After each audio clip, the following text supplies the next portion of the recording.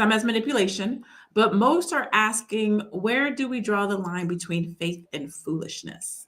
Is religion giving Black women power, or is it keeping us trapped in cycles of pain and sacrifice? How often are we taught that enduring disrespect is holy, that suffering makes us righteous, and that questioning leadership is rebellion? Today, we're not here to attack faith, but to ask, is some of what we've been taught hurting us more than it helps? Let's unpack spiritual psychosis, submission, and the price Black women are paying emotionally, mentally, and financially to be seen as faithful. All righty. We have a full house today. We have our executive producer, Tiara Williams, also known as Miss Black Hollywood. We have Shar Curry, the #1 female advocate for men. She's an author, relationship strategist, motivational speaker. We also have Dr. Alicia Watkins. She is a couples coach, licensed therapist, social work professor, advocate for healthy relationships. And last but not least, rounding us out, we have Noma Langa, who does not have her stuff in here, but I know she does the 3 M's, which is marriage, motherhood, and money. Booyah. All right. Money making. Money and money making. I knew it was 3 Yeah. M's. Money making. Well, technically that's 4 then, right? Money making is actually 4 M's, but that's neither here nor there. So, are we doing the game? Are we starting with the game, or are we going to go to the video first? Yes. So let's start with the game, ladies. We're going to play a game called Have You Ever? The spiritual edition. And I want to start with just asking you, ladies. So the rules of the game is, if a question comes up, you just answer with yes or no. Does everyone have, can you take it out? Does everyone have their yes or no? Everybody have their yes or no? Either on a piece of paper or a dry erase board. Does everybody have? Yes. Perfect. What about you, Noma? You got it? You coming? I'm getting it. You coming. Okay.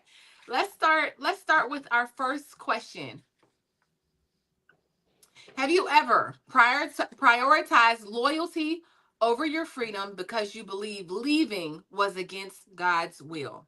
Have you ever prioritized loyalty, stayed loyal, stayed down over anything that you believed otherwise? You didn't leave because you believed leaving would be against God's will. Yes or no? No. What does that say? No. Okay. No. All right. And in the chat, please make sure that you are typing the answers to your questions as well. This is for all of us, remember. All right. Question number 2. Did somebody say no? Oh, let me see one more time. Yes or no? I'm sorry. One more time. Yes. Okay. No. Shar, what did you say? Yes, I already erased it. Yes. Okay. All right. Perfect. All right. I just wanted to see. I just wanted to get an idea. All right. Next question. Have you ever believed that suffering made you more righteous or closer to God? Yes or no? Have you ever believed that suffering made you more righteous or brought you closer to God? Yes or no?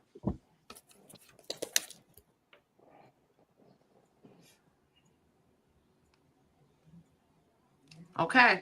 All right. They're asking if they can answer. Of course, y'all can answer. All right. Okay. All right. We see some people in the chat. Yes and a no. And Sophia, yes. Booker, no. All right. Final question. Well, not final question. Final question before we get to the video is go ahead and roll that other video. Have you ever felt ashamed because you couldn't pray away sadness, depression, or your sexuality? Have you ever felt ashamed because you couldn't pray away sadness, depression, anxiety? I'll put all of that in there. Or your sexuality? Yes, ashamed is the word that gets me stuck. That's why I'm going to go with no, because the word says ashamed. So, have you ever felt ashamed? Okay. All right. Okay. Well, that was the first portion of our game. I love some of the answers that I saw. Some, for the most part, I really love what I saw. But Lene, do you want to go ahead and throw it to our video? Yeah, let's go ahead and watch our our video because it's gonna all make sense. So let's get to the video, and then we're gonna come back and get into it. Yes. I had a radical heart shift from that moment. I got in my word, under my word. I just completely changed as a person. And I realized that God loves me, that God has a purpose and plan for my life, that God chose me, that I'm fearfully and wonderfully made. Yeah. So he would call me out my name. It wouldn't bother me because I allowed God's voice to be louder than his. And when I was going through transition of him not coming home on the weekends, not being there, telling me, I hate you, I'll never love you, I wish I never married you. Right. I knew that life and death is in the power of the tongue through the word of God. So I would say, you will love me one day. We will have a good marriage one day.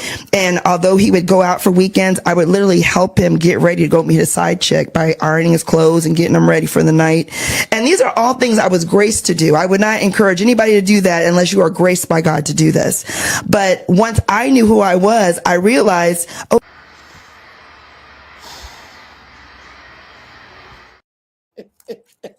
Her face. So, where do you go from there? Okay. So she says she realized that she was graced to do these things. I wish I had the definition of grace in front of me right now. I do not. I'll grab it. When I first saw it the first time, I turned the video off like right there. And then watching it this second time, and I'm listening to her, and I'm hearing it differently this time. I'm hearing it, we're watching it, we're seeing it, we're like, it cannot be me. And there's just a lot of like, just angst when we watch it.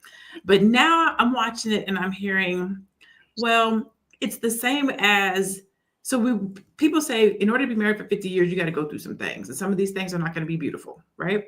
So how is it different from the woman who stays with her husband that is abusive, or the woman that stays with her husband that is a drunk, and they get through it and they get past it, or the woman that stays with her husband who's doing drugs and goes to rehab? But we're going to get to that. I'm just saying what I heard the second time around. I heard it a little bit differently the second time around. So we'll start with this, Dr. Alicia. Have you ever been told to stay in a situation because God will fix it? Yeah, and can I just hear your initial reactions to the video itself? Like, I will also want to hear that as well, in addition to you answering the question. I think denial is a very important step toward dealing with something extremely painful. It is a devastating experience, and sometimes the pain that something like that could cause an individual, it can really push them into denial, because that's what they really need in that moment in order to maintain everything and to keep themselves together. So in that moment, her stepping into denial and was better than dealing with the pain of what was happening with her. And it's a psychological response and a defense mechanism that is a normal process in eventually accepting and getting to the point where you're ready to deal with the pain of betrayal. And she just could not step into what she was feeling. And I don't know if they're pastors or whatever it is, but for her to accept the reality of what was going on would mean that it would have to shatter her entire life. So I think that we need to look at that denial in a way that's a little more compassionate. It's so easy to point the finger, ooh, what's she doing? But I think that and it took a lot of bravery for her to get up and to talk about that publicly and openly. And I don't know these people, I don't know their story, but that's my initial reaction to that video. It's really sad to see something like that happen. And even if they were pastors at the time, like, we don't know how long ago this happened. Was this before they became religious? Was this after he was a pastor? Norma Langer, what about you? Have you ever been told to stay in a situation because God will fix it? And or what were your initial thoughts when you saw it? So my initial thoughts when I saw it was coming from, if you're coming from a biblical standpoint, actually, the one place where the Bible is very clear about when you can leave a marriage is when there's infidelity. So she's certainly not applying biblical principles. And then in terms of hearing from God, It's possible that sometimes we hear our own voice That's right. and then say that is God. And that was my initial reaction. But to Dr. Alicia's point that, when you kind of try to put yourself in a position where you're understanding, we don't know. I have more questions than answers to this Right. situation. I really wonder when this happened, why she chose to stay, and also the last thing I'll say is for some people, whether it's hard to believe or not, infidelity is not a deal breaker. When they can look at their relationship and say, we've been together 40 years, we've got children, we've got family. Sometimes people's families are so blended that, I remember my parents were together for 50 years before my father passed away. You couldn't tell when they were together which of the siblings were my mother's or my father's because they were so integrated. And I think sometimes people can't fathom taking that apart. Okay. Shar, what are your thoughts before we go to break? You know what? I have been in this situation actually. I was married for almost 25 years and I was in the church during a lot of those years. And there was a time where there was just a lot of stuff that went on physically, if you will. And so there was a time where I felt like I had to go to my pastor and talk to him. And he said, well, what are you doing to make him hit on you?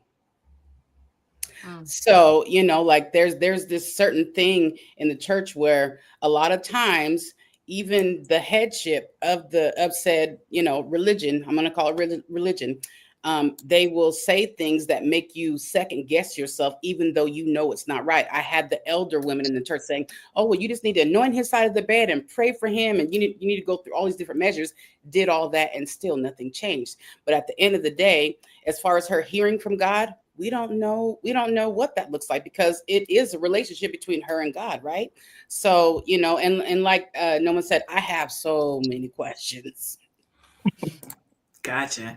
Tiara, do you want to give us your opinion? You want to give it when we get back from break? Yeah, because I need time, Jesus. Let's go ahead and go to break. Let's go ahead and go to break, and we'll come back. We'll come right back. All right, perfect. Let's do that. It's a good show right here.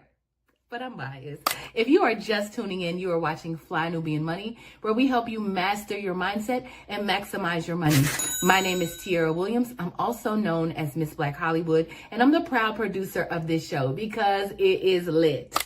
If you want to receive notifications for when we go live Monday through Friday, 1 to 2 p.m. Eastern Standard Time. All you have to do is text the word Queens to 87948. That's Queens to 87948. That's QUEENS to 87948. Also, if you want to grow your money and not blow your money, all you have to do is go to flynubianmoney.com. There's all kinds of resources, there's courses, there's free giveaways. There's just no reason to be broke in 2025. All you have to do is go to flynubianmoney.com. Obviously, you don't want to be entertained here. You want to know enough to grow. Wait, I need to put that on a shirt. You got to know to grow. Got to know to grow. So know and grow with flynubianmoney.com. You have to know to grow. Let me tell you, I'm going to go to Tiara so she can give us her opinion, but I got to just report on Armando Wall's comment, who said he clearly forced her to listen to Kevin Samuels videos and played them to her subconsciously while she slept. Listen and we don't judge. We listen and we don't judge. Okay. Oh, what were your thoughts? She said, no, that's not what we do. Go ahead. Okay. What were your So thoughts? I'm gonna just hold this right here on my forehead while I talk. There were some things that I heard that were, when I'm thinking about God and just the principles of who God is love. Literally, literally to me, it's like love, right? And I hear that, and I hear someone saying, he called me out of my name. He told me that he would never love me. And she said, and I prayed and I said, one day you will love me. That's not God. It just doesn't feel like that's of God. I'm gonna just say that. I told him, yes, he would love me. I feel like sometimes we can put God, it just as a woman that goes to church and that is involved in church. I think sometimes women, it does feel like a spiritual psychosis almost, where you lose like common sense, like you lose logic. Like there's a little bit of like where you can be so spiritual and there's things literally happening to you that you're like, I'm gonna just trust God. I'm gonna trust God because you want that thing. But I think that we should also mention that I don't know if anybody, to me it just sounds like there was some issues with self-esteem and self-worth, and that's what it sounds like to me. And she wanted this man, because sometimes we get addicted to men, sometimes we get addicted to things, and it's And like I'm obsessed. addicted to him, and then that dopamine or whatever that chemical thing is that Dr. Alicia can tell me what that is, that makes you feel like it's almost like spiritual, and it's like that chemical reaction that happens in the body that you almost, it's making you hallucinate like God came to me, when it's really you. And because that's what you want so bad. So I'm gonna just say it's a self-worth issue. And I see that sometimes in the church where we'll be sacrificing our self-worth and ourselves, saying like, this is what God wants me to do. I believe now it worked out in her favor. Obviously they're looking at this in retrospect and now it's like but I feel like I'd be looking at him like, I don't know, like almost trying to stab him, but that's just me. Okay, so It's just me. Shonda says that wife wanted to be chosen by him, and the husband knew she would tolerate his foolishness and disrespect. I watched that DFW episode live and hated how they misrepresented scripture to support sin. Come on. So, Shar, do you think that the church pushes women to prioritize a man over themselves? Absolutely. Absolutely. And this is my thing. If I feel like if the man is holding up his end of the deal, then it is our duty to uplift him first, because he's the head, we come, and then the children, right? That's just the order that I believe. I do feel like a lot of times the religion and the Bible is misconstrued, if you will. And sometimes they try to control the outcome. They try to control the women. They try to control certain things that the woman does in the home with religion, but not match it up with scripture, if you will. Okay. And then, Namalinga, how do you think, how has the church shaped the views, it says your views, on womanhood and submission? Okay, so the way that I've formulated my views on submission and womanhood were not based on religion. They were based on family, culture, and tradition. I am a Christian, so my family and traditional cultural values don't contradict my faith, so they go together. But that's not what that was not the basis of what I understand about what it means to be a woman, what it means to be a wife, and what it means submission. But if you want to take it there, the Bible does clearly say it. So it's not my views. And that's the thing about, if you say that you're a Christian, it really isn't about you and what you think. You have to look at, you're buying into this belief system, and the Bible is a manual, if you will. And you can't pick and choose like, okay, I don't like submission, so I don't want that. And, I like the part where it says God saves me when I'm in trouble, I'll take that, and so on and so on. Okay, I'll stop there. All right, so we can't have the conversation on submission without asking Dr. Alicia, because we've had these roundhouse conversations about submission before. But before I ask you about submission, Dr. Alicia, are you a Christian or religious? Because last time you came, I think you come from more of a science background, a science perspective. So are you Christian, or are you religious, or are you I think you're more spiritual? I just can't remember. Yeah, I take a spiritual approach to the Bible because that's what makes sense to me and in my life. That's what I think. So I wanted to preface that is because you have to understand, I've grappled with this for many years. And for a very long time, I was just going along with people were telling me, and I never really questioned it. But once I started diving into the Bible, I researched it from a scientific perspective, and I started getting into the spirituality of the allegories in that Bible. That made sense to me.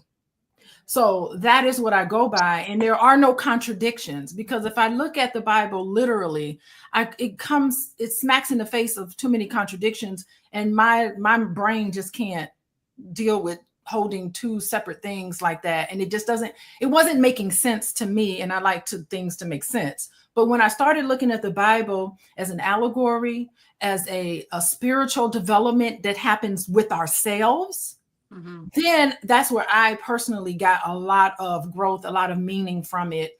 And it helps resolve. Everything got resolved for myself. That was my development, the process that I chose to go through. And it doesn't contradict anything for me. So when I understand that you're married to a person, you're not married to suffering. You don't get to betray our marriage and sleep in the same bed with me. You don't get that because I have a self-esteem. And that's what I encourage. You don't get to disrespect me, call me names, tell me that you don't love me. You don't get to do that and sleep in the bed with me. No. My area and my who and what I am is precious. So no, you don't get to do that because I'm treating you with the utmost level of respect. And if you can't do that in return, then I'm not married to suffering. I'm married to you in the best you could be. So I totally understand that. And I have a deep love for anybody that I'm married. Well, I'm married to my husband. I have a deep love for him, but he can't just up and do stuff like that and then think he can come home to, no, that don't work that way. Yeah, I don't think You're married or you're not married. Yeah, I don't think submission means that you should let somebody treat you badly or disrespect you or talk to you crazy. There's consequences I don't to their think behavior. when you're submitting, you're submitting to say that this person is of good faith and that they're going to look out for me and they're going to take care of me. They're going to provide me. They're not going to treat me bad. That's not to say somebody might not hurt your feelings. Like we know that, you may have situations, but overall, they're there to look out for you. Realistically, it is not about the problems. Realistically, it's how you deal with the problems. Realistically, there's always going to be problems. There's always going to be pain that you have to go through because your partner says something insensitive. What you're not signing up for. We're gonna hold on one second, Lisa. We'll come back to you. We have to go to break, and then we'll come back to get your comment. I'm so sorry. Let's go to break, and then we'll come back and get that. I know you're busy. You got things to do, and you can't take us on the go with you every single day. Good news for you. We are now on Spotify. So if you can't watch us, now you can listen to us on Spotify. Search Fly Nubian Money, and all the episodes shall appear. All you have to do is subscribe, leave a 5-star rating, leave some comments, tell people how you love us so that when other people come along and are looking for a great show to watch, they can find Fly Nubian Money too. One last thing, and just in case you've been sitting under a rock, Fly Nubian Money now has an investment club. We are the Fly Nubian Money Club. It's easy. All you have to do is go to flynubianmoneyclub.com, and I am committed to bringing in top experts from all industries to help you level up. They're teaching us the skills that we need to compete in this market. We often say that nobody is coming to save us, not the government, but guess what? We're coming to save us. I'm coming to save you with the Fly Nubian Money Club. So listen, all you have to do again is go to flynubianmoneyclub.com. We have a 30-day free trial set up just for you, just for those people that are struggling. Even if you ain't struggling, you ain't got to struggle. I'm coming. Okay, let me stop playing. I'll see you soon. You ain't got to struggle. We coming. And don't forget to go and leave us a review on Spotify and let people know how much you like us. That's what she said. She said, go and do it. Noma, finish your comment, and then I'm going to go to Shar. I have a question for Shar. Go ahead.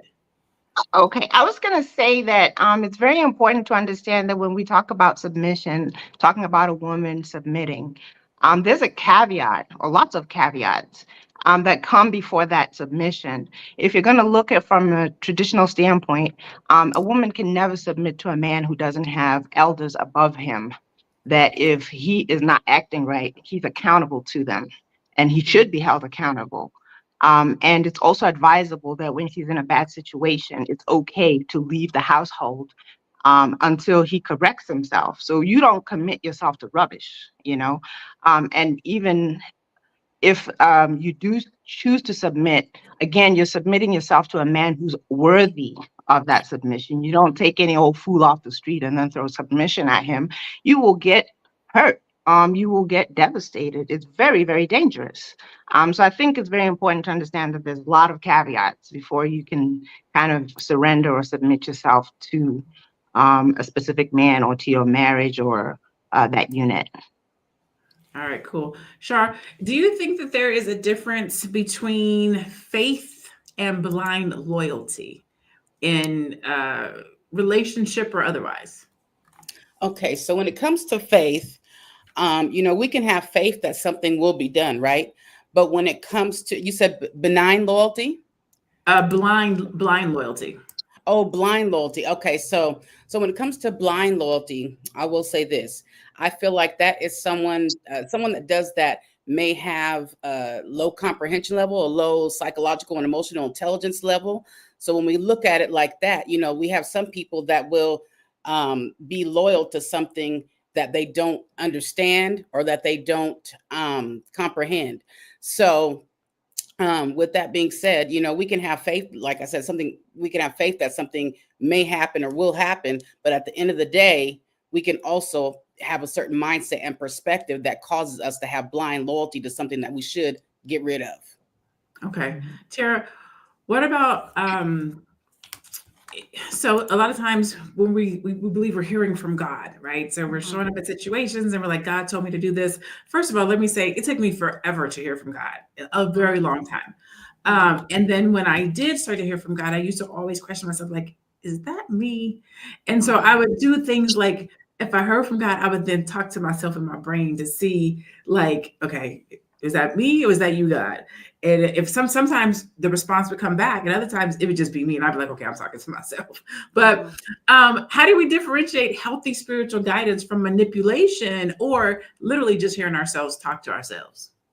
Yeah, I think, it's very hard to know, right? Like you said, you don't know if it's you or you don't know if it's God, depending on your relationship. And I think that belief is, especially when it comes to religion, like all of this is so subjective, right? Like I tell myself all the time, like, y'all, can y'all believe that we are literally floating on a rock in the middle of space paying bills, right? We don't know what's happening next. We don't know what, we know that we know that when we look around there's this beauty, and that there's a creator because of just what we see, right? But we don't know the particulars. So you have to just kind of come up with your own, like you have to know that whatever created you, because we just appeared, there has to be something that created, because nothing comes from nothing. But then also knowing that if you came from your mom, you came from your mom, we all came from God. So he's in us. So it's just like having that, like God is in you, like he's in you, right? So you don't have to go far looking up to the heavens for something that's already in you. You just have to determine, and I think be healthy enough. Dr. Alicia can tell us more about that, but being healthy enough spiritually to know, the difference. And so I would just say that, just like knowing yourself, knowing what you believe, and also checking whether that's a mental illness or not, like checking to see like if it's you or if it's just, because it's all subjective. I will tell you that I agree with you. I do agree with you, but I also think you have to know your Bible, and you have to know where you are in your relationship with God, because there are some pieces in the Bible where everything is not peachy keen. Everything is not beautiful. God puts you in situations that don't look good. They don't feel good. They're uncomfortable. And you will challenge, like, Lord, are you sure? Why am I here? Like, this don't look like what it's supposed to look like. This don't look like an abundant life. This doesn't look like what you promised me. This is what you said. And I'm in this situation, and that's not what it is. And we will challenge, like, well, maybe I didn't hear from God, or maybe this isn't what I was supposed to do. Because everything is not supposed to look good. The only way sometimes that God can get the glory and the testimony is for you to go through that thing. And that thing might look ugly, like ironing your husband's shirt. I'm not saying that that's what it is. And I'm not saying that that's what he said or did not say. But what I am saying is everything is not going to be good. Because if everything is good, then there's no testimony. If everything is good, then how do you know the bad from what's from right? So sometimes it's going to look messy, and it might not be cute, and people might laugh at you, and you might be talked about, right? Because you're going against the grain of what's normal. But sometimes you have to go through that because God has to get the glory out of what the thing is. I'm not saying, again, That's what I'm here. Can I just say really quickly, and I feel you. Listen, I was the one that was like Jesus, but even thinking about the Bible and what we've been taught. So when I got to, I went to a Catholic school. I went to Xavier University of Louisiana, the only Black Catholic school in the Western Hemisphere. And one of the things was they made us go to theology and philosophy. And we had to, it was part of the curriculum to say like, why? When I got to my first philosophy class, I was like, because Jesus. And my professor was like, but why? But why? How do you know that? He used to always say, but how do you know that? How do you know that? How do you know that? I'd be like, because the word says, where did the word come from? Where did it come from?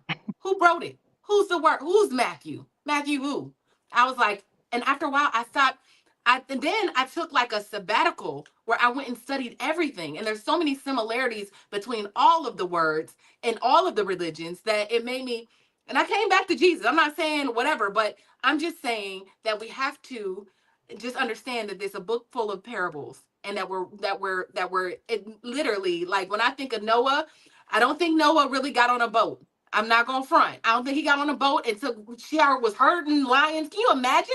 He'd have got ate, right? You get on a boat, and then, but what the discipline was like, if you are not prepared and you have not, what I think the parable was saying, if you're not prepared for life's storms, you will die in a flood. You will be caught up, right? It wasn't. So anyway, I get the parables, and I get the word, and I get what you're saying, Lene, but I just think we have to start questioning those things sometimes.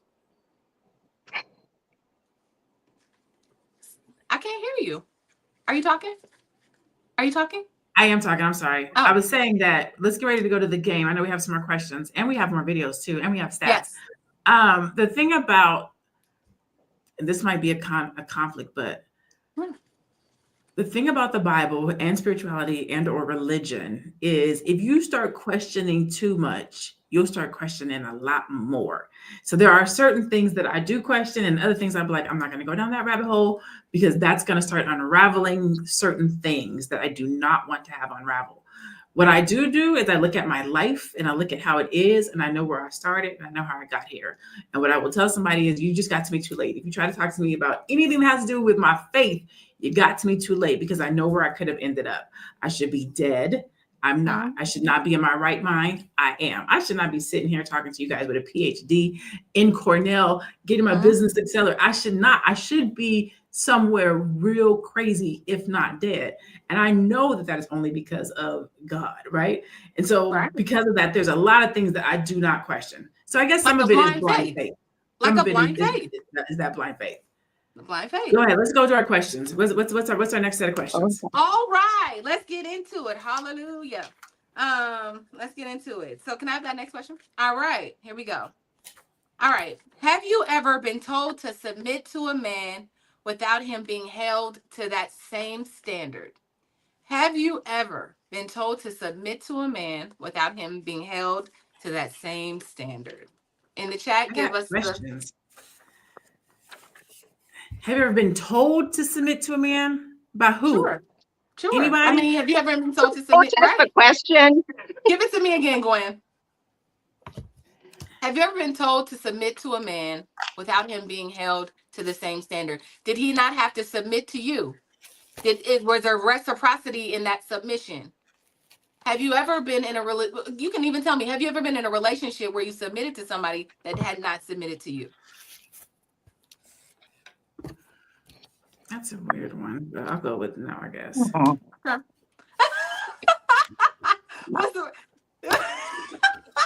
No one, I gotta hear it. The question. I got it. Okay. All right. I'll take that process. All right. I'll take it. Next question. You have to tell me why. Okay. You have to tell me why. Oh, do you want me to tell you why? I'll be moving on to the next question. Tell me real quick. So I'll keep it short. The thing is, the relationship between men and women doesn't require the same things. The same things we require from a man are not required from a woman. We are supposed to submit to our husbands, and they're supposed to submit to God, if you're looking at it from the biblical standpoint. So asking if you are asked to submit to him and he submits to you, it doesn't fit you understand? the narrative. I love that. I love Yeah. what you're saying. I mean, I love what you're saying, but that's interesting. I feel it. Okay. All right. All right, let's go to the next question. Have you ever given money to the church when you didn't really have it, thinking you'd get a blessing back? Again, have you ever given money to the church when you didn't really have it, thinking you would be blessed, you would get a blessing in return?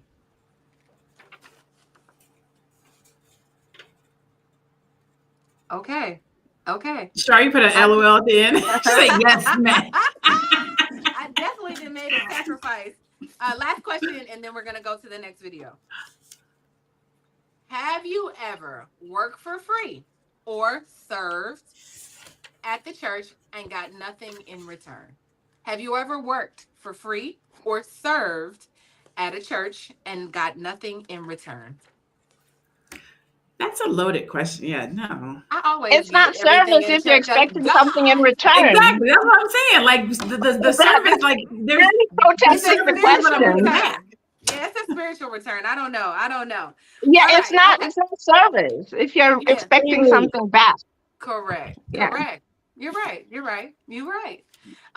Lene, do you want to just go ahead? Let's just go ahead and throw it to the next video? Yeah, let's do Let's it. go to the next video. Okay. Okay. Let's do it. This And year, I'm- God told me that I was going to meet my husband. Oh, jump scare. I thought to talk about how she was in a relationship, she wasn't happy, and if she would have stayed with him, she would have settled. Though she left him, and she set up a password with God. Pretty much, it's a sign between you and God. You're like, hey, God, show me this, and I'll know it's you. Her password pretty much was, I want to see Cinderella. Me seeing that video was like, I want to be just like her. My password is going to be Cinderella too. If a Cinderella sign comes, I know that I'm going to meet my husband this year, and it's not someone I've already met. But then I thought about it, and I was like, you know what, God, I'm not her. If you bless us individually and specifically, so my sign is going to be Princess Tiana. So a few weeks later, I'm not really tripping on it. I go home, back to Denver to visit my family. I usually wake up and go to the gym in the mornings. I had just traveled, I'm tired. I'm like, I'm not going to the gym. But God was like, yes, you are. So I get up, go to the gym. By the gym, there's this taco truck. And I come home, I put the tacos in the refrigerator. And what do I see on the refrigerator? This picture of Princess Tiana that my sister drew. This has been there for probably 2 years now, but it never had any significance to me. And that's the thing I love about God, is he will take nothing and make it into something in order to prove himself to you. Crazy, just elated, right? And I'm like, okay.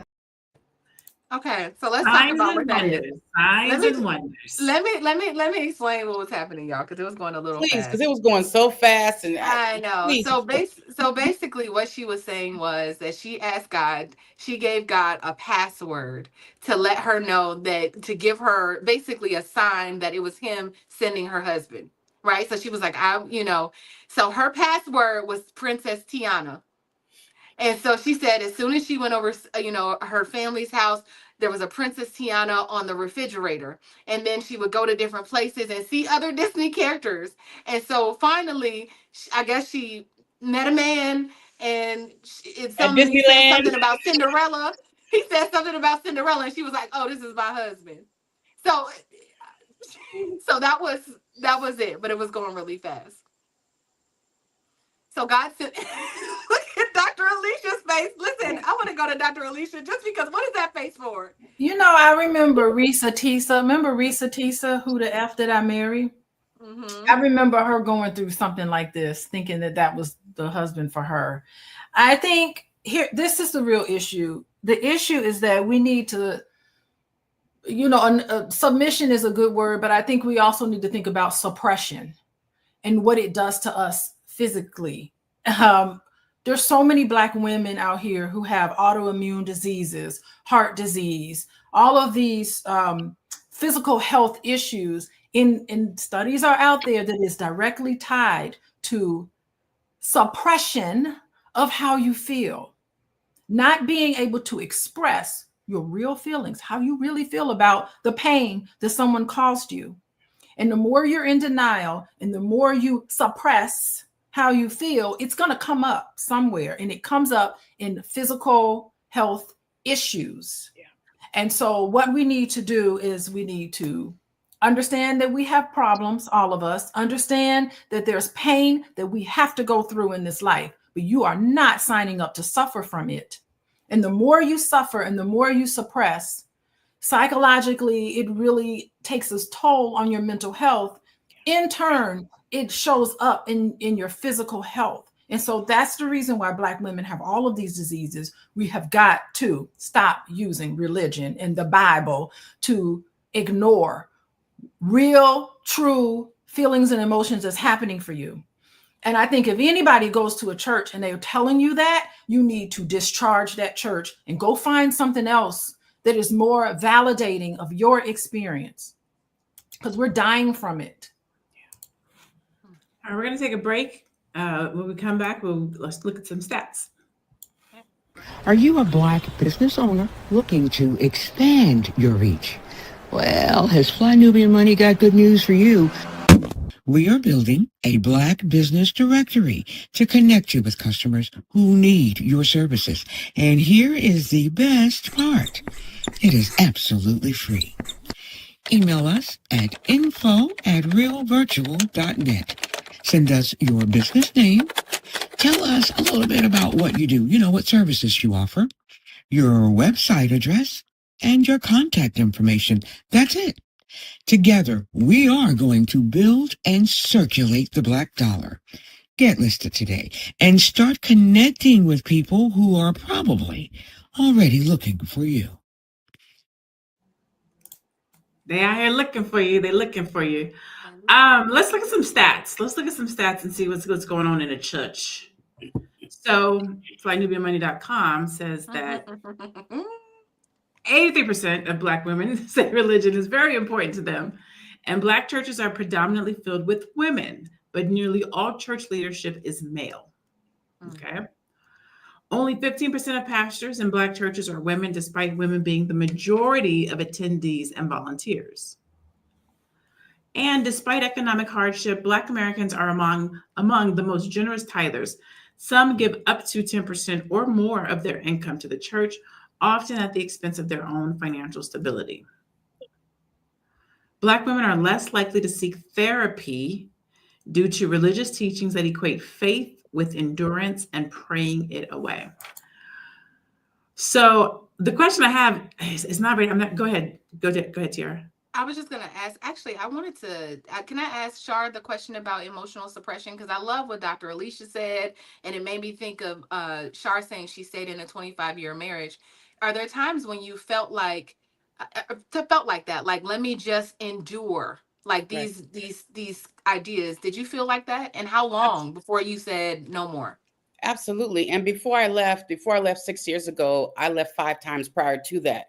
But what I want to say, and just to piggyback off what Dr. Alicia was saying, from especially in Black homes from childhood, we are taught to be seen and not heard. So what happens is when we become young adults and adults, they expect us to have this full blown, a high level of communication, but it doesn't work that way. So because we were taught our entire lives to be suppressed and not speak, that is what happens also when we become adults. So for a long time, I didn't speak up. For a long time, I didn't tell my family. For a long time, I wouldn't even buck up against him. So that being said, when it comes to the church and why I stayed, like I had my grandmother, I left for a little while. I had my grandmother who was in the church saying, well, Cook, they call me Cookie Cook. I think he's really changed. I think you should give him another chance. I had the elders, I had pastors. So I had all these high level elders and leaders telling me all these different things that I needed to do in order to help him. But in reality, I was the one that was suffering. The kids were suffering. Our mental wellness was suffering. Financially, we were suffering. So there's all this suffering that was going on. And I felt like we didn't have anywhere to turn to. So, I'm grateful that I started to fast. I started to really get therapy. Therapy is important. Somebody said that in the chat. I started to get therapy and I spiritually started to really fast and tap in to my inner self. And the more I healed myself internally is the more confidence I got, the more clarity I got, because so many times I was just confused. I was so confused at one point to where I was depressed. I had anxiety. I was going from the bed to the bathroom to the doctor for almost a year. And I would just barricade myself because there was so much suppression going on. So I'm grateful and I'm thankful that, I got clarity and I woke up. Yeah. And we shouldn't scapegoat therapy. I'm sorry. There's a lot of I'm going to ask you this question, which ties to that, which is, what's the emotional toll of being told to pray it away instead of seeking therapy? Are you asking me or Dr. No, that's for Dr. Alicia. Like, what happens when we're told just to pray it away instead of seeking therapy? Wait, I'm sorry. Can you hear me? Yes. Yes. Oh, okay. All right. Yeah, I wanted to say, in let's not scapegoat therapy is the reason why this family broke apart. You know, and I know that there's some people who've been scapegoat. Oh, therapy is the reason why. It's not. You know, it is connecting to her feelings, and he makes a choice. Your husband at that time could have said, "I am so sorry. I want to fix this. I want to become a better person. I want to make amends for all of the things that I've done to you and this entire family." And perhaps it could have been a thriving moment for all of you. But he was the one that wasn't committed. You know, he was the one. He is, and it's a dynamic there. But to scapegoat therapy is one thing that I'm starting to see a lot pop up online, and I'm just wondering, like, whoa, what is this with therapy? It's the two people in the relationship that makes it work. And Because there has to be accountability. Thank you. Yeah. Did you answer the question? What? Praying it away. Wait, what was the question? I thought I did. Okay. So it says, what happens, not necessarily in her situation, but in general, when people who in church are told to just pray it away instead of seeking therapy? Is there an emotional thing that happens, or should you do both? I think that, you know, as a therapist, I think spirituality and prayer is beautiful. I think it's a wonderful thing. And I definitely encourage people who are religious and are spiritual and whatever their religious orientation. I think it's just a strength. It's a strength for a lot of people going through something very painful, but you can't ignore real experiences that are happening to you. I know there was this idea of psychosis that can happen when it's just too overwhelming psychologically to deal with the reality of your life. And maybe you're not at the point where you can confront some of the truth that's happening in your own life. But when you're ready to confront it, it will come up for you. And so not everybody's ready to confront everything that's happening in their personal life. Yeah. But you will get signs when in your psyche is ready to deal with some of the things that you've been putting off. And so therapy is a great way to make amends and make and to process all of these things. And it, to me, it shouldn't go against religion. And so religion can be something that can be used as a tool to suppress. And that's something that I don't think that that's the flavor of religion. It's supposed to be freedom. It's supposed to be you connecting with a higher power so that you can grow and learn and love. And whenever you're in a situation that crushes some of that, that is not God's intention for anybody. So, Dr. Alicia, can I ask something really quick? Can you talk to us about how the confusion that's brought in can cause mental illness? Can you taltalk about that? Yeah, because mental illness happens when you are so disconnected from how you feel, because it creates so much anxiety. I mean, you'd be so surprised how many people have panic attacks. Like they could be driving in their car somewhere, and then all of a sudden, all of this stuff is coming up. That's when you know you're suppressing something so deeply that you just cut yourself off from yourself, because it's really too painful for you to deal with. There's some things that happen and you just get amnesia about it. Like, what just happened? I can't believe it. Just like this example of this lady. And so you're not able to deal with it, and it causes psychosis and panic attacks, and you can't leave your house. And you're not connecting. And really, the feelings connected to what happens to you is God talking to you. You know, it is a therapist coming in your life at a time when you're ready for it, to just ask this question: what is it that you want for yourself? And most people know what that answer is when they come to therapy. They know something is not right. Right. And for so long, it's been too painful to realize what it is. And you wonder, no wonder relationships are falling apart, because you're denying yourself. You're not being intimate with yourself. You can't be intimate with anyone else if you're not intimate with what's going on inside of you. The thing about therapy and religion that I don't think people think about, not even therapy and religion, just therapy in general. When I was doing therapy, the thing that I enjoyed about it is that there's a couple of things, but one is you get to say the things that you don't normally get to say. You get to say the ugly stuff. You get to say the things that you think are going to hurt somebody's feelings. You get to release anxiety. You get to release the pressures of what you think other people think about you. And I mean, it's so freeing to say these things out loud that you probably have not said, but you've been thinking. The other thing about therapy around religion is if you are not really put in a place where you can hear from God and you're really just talking to yourself, then what therapy does is it allows you to speak and hear back. So you actually get to have dialogue, because for many years I've been a Christian since I was little. My mom had baptized when I was little, but I didn't really know what that meant. And it wasn't probably until I'm 48, probably within the last 5 years, I started to hear from God. So the first 43 years of my life, I'm just praying and talking. I'm not getting nothing back. I probably was, but I was out in the streets. I'm like, who knows? He might have been talking to me and I just couldn't hear it. But when I really was like, Lord, I need to hear from you, and I started to hear from him, it's very different. But therapy, it's just a different, not out of body experience, in body experience, where you're connecting with somebody and saying, this is what I'm dealing with and what I'm going through. Hearing yourself say it and them talking you through what that is.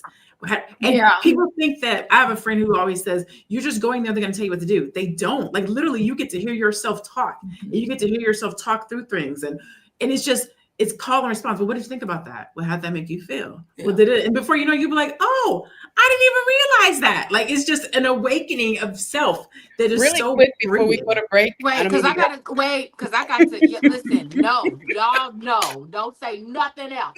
I got to go to commercial. I got stats. I got therapy in 8 minutes, and we got to get through these things. All right, let's go to commercial. Welcome to the 4th annual Black Power Business Conference. Yay! I'm Dr. Lene Javette, and I created this space because I know what it feels like to be a Black woman building something powerful, but doing it without support, without strategy, and without rest. This space was created just for us. It's a space where we talk real, we grow big, and build businesses that aren't just profitable, but sustainable. This isn't just any conference, no. It's a movement. It's for Black entrepreneurs who are done doing it alone and ready to scale with strategy. I want you in the room. Whether it's your first time or your 4th time, welcome home. This is your space to be poured into, to grow, and to move with power. So grab your seat, bring your brilliance, and bring your bestie. And let's build something that lasts together.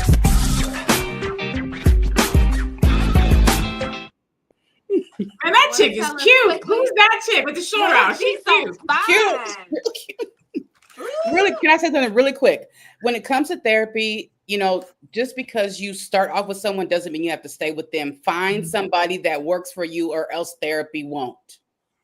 That's right. Yes. Listen, I want to play this last video, and then we already hit stats, and then we'll come back and have final thoughts. But I do want to play it and just have your since we didn't get to see the last one, I want to watch this one. Let's do it. So God will confirm to you through various ways. He can use scripture. He can use people, dreams, movies, TV shows, music.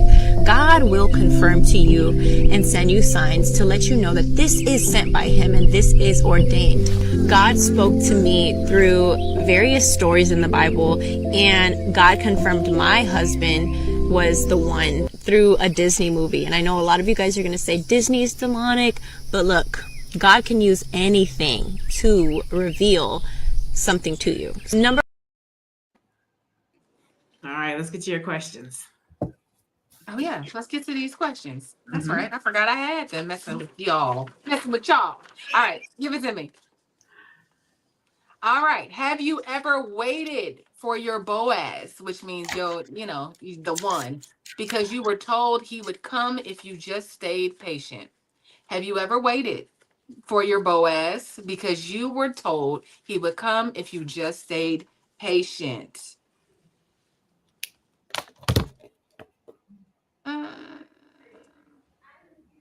What does that say? That say no? Or does that say yes? What's on your head? Yes. Yes. Yes. All yes. Right. Yes. Definitely have waited. All right. All right, here we go. Have you ever been told that you are making money, that making money was too prideful and ungodly? Have you ever been told that making money was too prideful or not godly? Yes, you have. Mm-hmm. Okay. Mm-hmm. All right, we Got got 3 minutes before Tiara has to get out of here. So we're gonna do. Oh wait, there's one Hold more. on. Okay. Last one. It's the last one. Have you ever trusted a leader, a church leader, even when your gut told you something was off?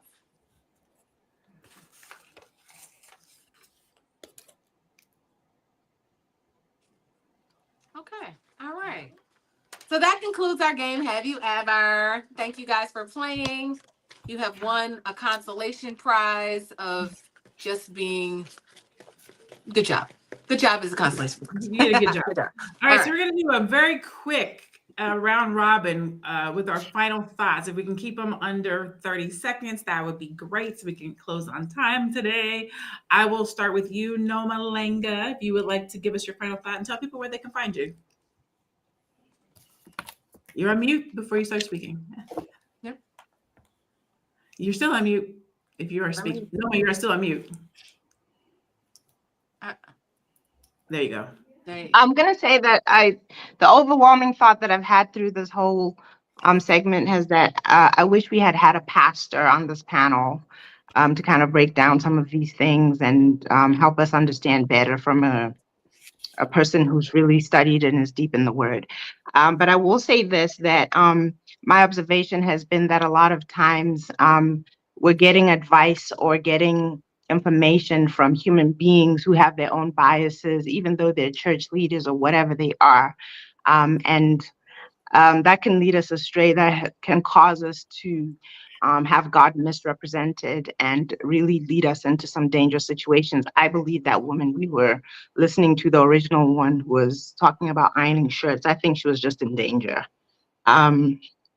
I will say this, though. I think that a lot of us as Christians tend to be lukewarm Christians, but the most important thing about your faith is having a direct relationship with God. And if you don't have it, you need to cultivate it if that's what you've committed to. Where you can find me, my name is here as Nomalanga Mhlali Moses. That's my name on Facebook. I can also be found on Instagram as Noma Moses, and I have my own YouTube channel also under Nomalanga Mhlali Moses. Awesome. Thank you so much. Dr. Alicia, your final thoughts on where people can find you? Okay, final thoughts. I really like the conversation we had today. That's my final thought. I like the fact that therapy allows you to connect with who and what you really are. The God power is in you, and you need to connect with that. I think sometimes with these high control religions, some people can come out of those situations and really feel spiritual abuse. Starting to see that. There are a lot of my students who are researching that. And so it is a very real thing. So when you start looking for something outside of yourself to save you, it's not going to happen. And hopefully therapy will strengthen that healthy part of you. That is the God power in you, so that you know you can go forward in life very confident in who and what you are. You can reach me, Coaching with Dr. Alicia. Follow me on Instagram at Coaching with Dr. Alicia. I love it. Miss Williams, Miss Black Hollywood, Tiara, final thoughts and where people can find you. Yeah, right quick, as I head to therapy myself. In terms of religion, I agree with what Nomalinga said about having a pastor on, and our pastor was not available today. But I will say this, from the beginning of our time in America as people, we have been taught a religion that really was not, it was created in a way, or curated to us in a way, to control us, Black people, right? So we've never heard a real, genuine version of the gospel without it being manipulated to use as a control mechanism, right? And so when I think of that, it just has to be, when I know that they're skewed in there and there's all of these things, I'm not scared to ask questions. Although I know that I'm a constant worshiper. God know throughout the day, I'd be like, oh, thank you, Lord. Oh, God, I bless you. God, I thank you. I praise you all day long. Like, but it's like, it's direct from me to the spirit or the presence that created me. So I do have that connection. It gets a little weird when we're on earth trying to figure out who said what and where it came from. And so I'm not scared to just ask the questions. And I think that as a people, we should ask questions. I just don't think we should just be out here doing it just to do it, just because what we heard from our grandmas. So that's my thought. If you are interested in following me, I am everywhere at Miss Black Hollywood across all platforms. I love you guys so much. I am going to therapy. Bye, Tara. Bye. All right, so thank you so much. This has been a great conversation, like all conversations that we have here around spirituality, around relationship, around what you will and won't do, around, you know, if God talks to you, doesn't talk to you.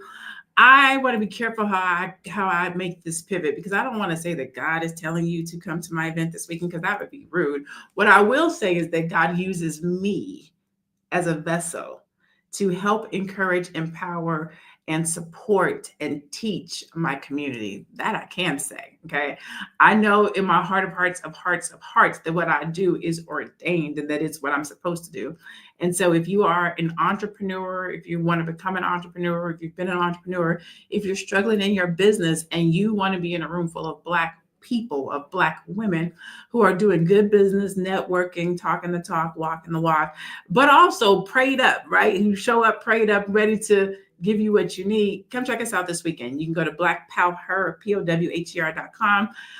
We have 15 powerful Black women that are going to come and get you together. Our theme is Boss Up, Bank Up. And we don't know what's going on in the world. We don't know what's going on with Trump. We don't know what's going on with tariffs. We don't know nothing about that. But what we do know is that we need to make sure that our businesses stay strong, that they are sustained, and that we keep our freedom by way of being able to have our own businesses and be in control of our money. And so if that's what you're looking for, I hope to see you this weekend at blackpowher.com. If you use the code Dr. Boyce. You can save $50. So if you use the code Dr. Boyce, one word, Dr. Boyce, it will knock $50 off of your registration. So your general admission would be $49, okay? And your VIP would be only $99. So blackpowher.com, code is Dr. Boyce. Faith should set you free, not silence you. If your relationship with God is built on guilt, fear, and self-sacrifice, then it might be time to examine who really benefits from your loyalty. Black women have carried the church for generations, but it's time we stop carrying burdens that don't belong to us. Your voice, your peace, and your financial future matter. Don't just submit, discern. Until next time, thank you for tuning in to Fly Nubian Money. As always, first of all, thank you to the queens that were here today. Some of them have already dropped off, but thank you. It's always a blessing and just an honor to serve with you guys on this platform. Thank you to those of you guys that showed up in the chat. Thank you to our executive producers in the background. Go out and have a blessed day. Stay Black, be beautiful, and be one. We'll see you tomorrow, same time, same place. Bye, everybody.